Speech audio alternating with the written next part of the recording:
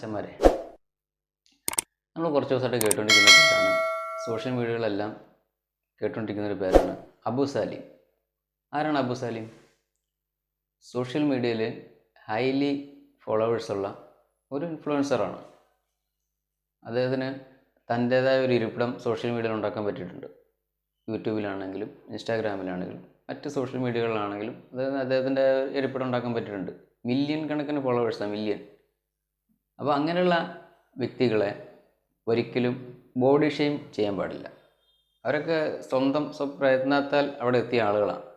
അല്ലാതെ പെട്ടെന്ന് ഒരു ദിവസം ടി വി ഷോകളിലൂടെ അല്ല മറ്റ് അങ്ങനെ പ്ലാറ്റ്ഫോം വഴി വന്ന ആളുകളല്ല.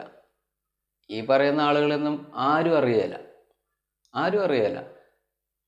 അബു സാലിം അങ്ങനെയല്ല. അബു സാലിം ഇന്ത്യയിൽ ഒട്ടാകെ അറിയപ്പെടുന്ന ഒരു സോഷ്യൽ മീഡിയ ഇൻഫ്ലുവൻസറാണ്.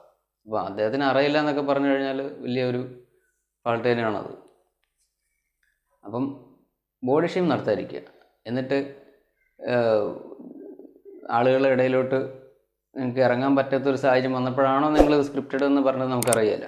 അപ്പം നിങ്ങൾക്ക് അതിനെ അറിയാൻ പറ്റും. നിങ്ങളുടെ ഇൻബോക്സ് ഒന്ന് ചെക്ക് ചെയ്താൽ നിങ്ങൾക്ക് അറിയാൻ പറ്റും എന്തുമാത്രം നിങ്ങൾക്കിപ്പോൾ വന്നിട്ടുണ്ടാവും എന്നുള്ളത്, എന്തായിരിക്കും വന്നിട്ടുണ്ടാവുള്ളൂ എന്ന് നിങ്ങൾക്ക് അറിയാൻ പറ്റും. അപ്പോൾ പരമാവധി മറ്റുള്ളവരെ നിങ്ങൾ ചെയ്തത് വിറ്റ് റോസ്റ്റാണ് ശരി.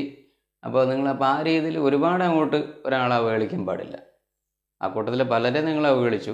പക്ഷെ എന്നാലും നിങ്ങൾ ഒരിക്കലും അങ്ങനെയുള്ള ആളുകളെ അത് ചെയ്യരുത്, ശരിയല്ല അത്. നിങ്ങളിപ്പോൾ അത് സ്ക്രിപ്റ്റഡ് ആണെന്നൊക്കെ പറഞ്ഞു കഴിഞ്ഞാൽ അത് അംഗീകരിക്കാൻ പറ്റിയില്ല അത് ആർക്കും.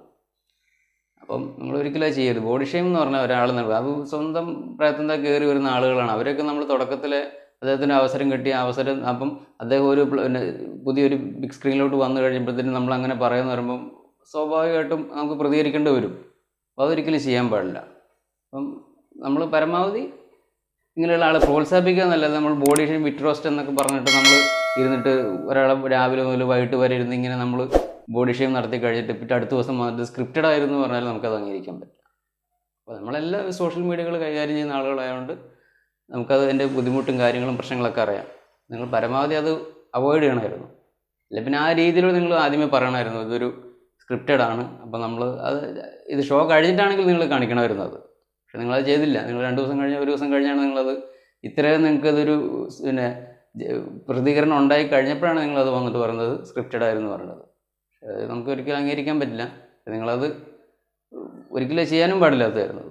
ഇപ്പോൾ കൂടുതൽ എനിക്കത് പറയാനുള്ളത് ഇനിയെങ്കിലും നിങ്ങളത് ശ്രദ്ധിക്കണം. നിങ്ങളത് പരമാവധി അവോയ്ഡ് ചെയ്യാൻ നിങ്ങളത് ശ്രമിക്കണം. ഓക്കെ, എനിക്കിതിരെ പറയാനുള്ളൂ. Okay, thank you.